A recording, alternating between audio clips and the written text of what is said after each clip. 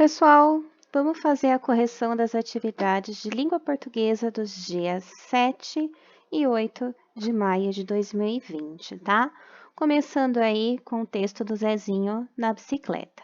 Zezinho ganha sua primeira bicicleta e, andando em volta da casa, diz para a mãe que está na porta: Olha, mamãe, sem os pés! Dá a outra volta e diz: Olha, mamãe, sem as mãos! Na terceira volta, ele passa chorando e diz para a mãe: Olha a mamãe sem os dentes, tá? Então, uma piada, tá? Uma anedota.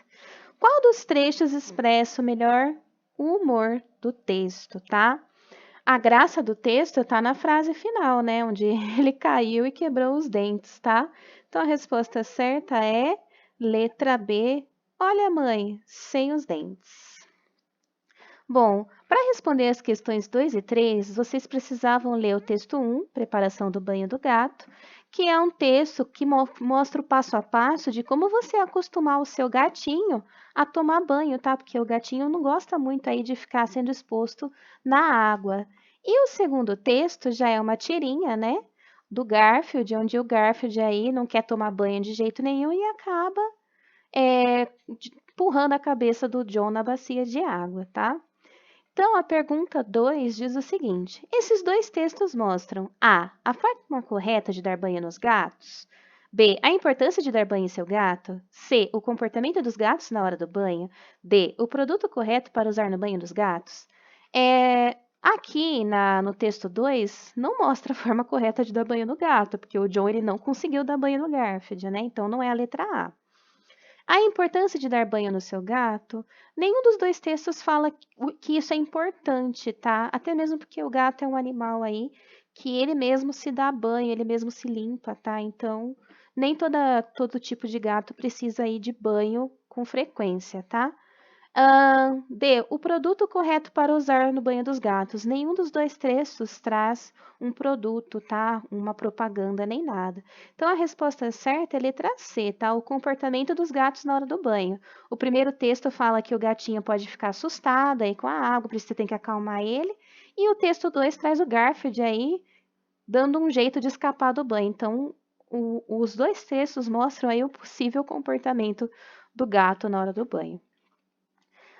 3. O texto 1 foi escrito para A. Apresentar uma opinião, B. Contar uma história, C. Descrever um animal ou D. Ensinar uma tarefa, tá? Esse texto 1, ele vem trazendo um passo a passo de como conseguir dar banho no seu gato, como preparar ele para o banho, tá? Sem que ele fique assustado e tudo mais. Então, ele ensina uma tarefa, tá? Resposta certa, letra D. Aqui a questão 4 e 5 era sobre esse texto das formiguinhas, tá? Que é tipo um poeminha, falando sobre o trabalho das formigas em comunidade e tal, como vivem as formiguinhas, tá? Questão 4. Qual verso desse texto marca uma ideia de lugar? Um lugar. Qual dessas alternativas traz um lugar, tá? A. Esta carrega a migalha. B. Aquilo que achou na estrada. C. Nenhuma para cansada. Ou D. Também quando chega o frio. A única opção que traz um lugar, que seria estrada, está na letra B, tá? Ideia de lugar. Então, resposta certa, letra B. Aquilo que achou na estrada. Ideia de lugar. 5. De acordo com esse texto, as formigas são: letra A, medrosas, B, orgulhosas, C, responsáveis ou D, teimosas. No textinho, logo no começo, chama as formigas de cautelosas e prudentes, que eu deixei destacado aqui, tá? Isso significa que elas são responsáveis. Cautelosa, prudente quer dizer responsável. Resposta certa da 5, letra C. Aqui, nas questões 6 e 7, a gente tem a tirinha aí, né? O pássaro chega perguntando: O que você está fazendo, Nick? Aí ele fala: Estou pintando meu rosto. Por que não pinta numa tela? Aí ele fala: Porque estou fazendo um porta-retratos.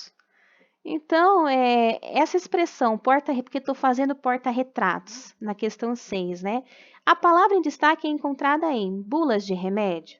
A gente encontra, falando de porta-retrato em bula de remédio? Claro que não, né? O remédio vai falar, a bula vai falar das substâncias do remédio, as contraindicações, né? Na letra C, jornais de televisão, a gente fala desse jeito? Os jornalistas falam desse jeito? Também não. D, manuais de instrução, também não falam isso, tá? As pessoas vão falar desse jeito, né? que tô fazendo porta-retratos em conversas entre familiares, tá? Aqui ele tá conversando com um pássaro, que provavelmente na história é amiguinho dele, tá? 7. O que tornou esse texto engraçado foi o fato de um menino A. Sentar em um banco baixinho. B. Fazer um desenho de si mesmo. C. Usar a palavra porta-retratos com outro sentido. Ou D. Conversar com um pássaro sobre porta-retratos. Aqui ele faz um trocadilho, tá? A palavra porta, ele está se referindo à porta que ele está usando para desenhar a cara dele, tá? E retrato é porque ele está desenhando um próprio rosto, então é um trocadilho. Porque realmente existe o porta-retrato, que é o quadrinho onde a gente põe fotos, né? Então, ele está pintando a cara dele na porta da casa dele e ele fez um trocadilho. Ele usou a palavra porta-retratos em outro sentido, tá? Então, a resposta certa é letra C, usando a palavra porta-retratos com outro sentido. Ou as questões 8 e 9 é sobre o texto Como se forma um tornado, tá? Aí é um texto informativo, tá? Ele vai falar com base científica e como que se forma o tornado, tá? Questão 8. O ar quente sobe porque A. É mais leve e úmido. B. Empurra o ar frio para baixo. C. Resfria e cai em forma de chuva. Ou D. Gera trovões e rajadas de vento. Aqui eu deixei destacado, ó, o ar quente sobe e empurra o ar frio para baixo, tá? O ar quente, ele sobe, então, porque ele é mais leve ali, tá? E acaba empurrando o ar frio para baixo, tá?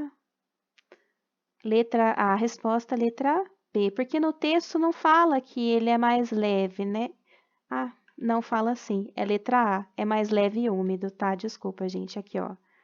Por ser mais leve e úmido, o ar quente sobe e empurra o ar frio para baixo, tá? O ar quente, então, ele é mais leve que o ar frio, e ele acaba empurrando esse ar frio para baixo, tá? Então, o ar quente ele sobe por isso, porque ele é mais leve e úmido, tá? A informação tá aqui, sim.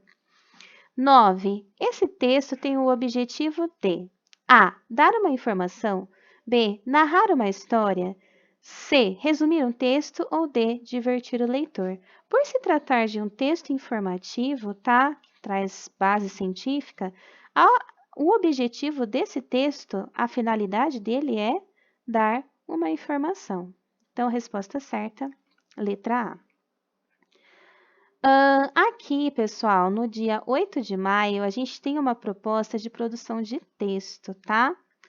Aqui ele traz uma reportagem sobre os exageros no cuidado com os bichinhos de estimação, que vocês deveriam ler, tá?